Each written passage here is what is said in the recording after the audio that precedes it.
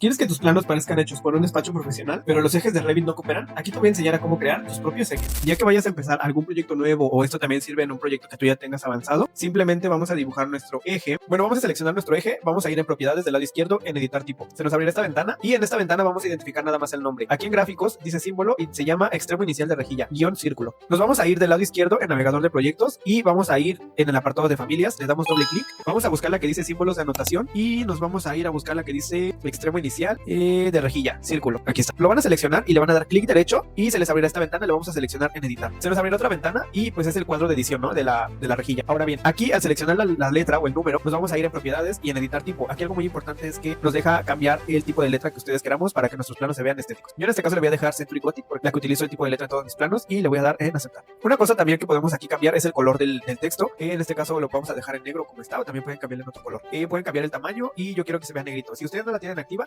actívensela y denle aplicar y aceptar y listo. Entonces vamos a irnos en el menú de herramientas donde dice crear y vamos a crear una región rellenada. Le vamos a dar clic ahí. Donde dice dibujar vamos a seleccionar la línea verde con una flechita que del mouse que dice seleccionar línea. Le vamos a dar clic ahí y vamos a seleccionar nuestro círculo. Aquí ya con estas líneas vamos a empezar a crear el diseño de, pues sí, de nuestra rejilla, ¿no? Y las voy a adelantar en cámara rápida.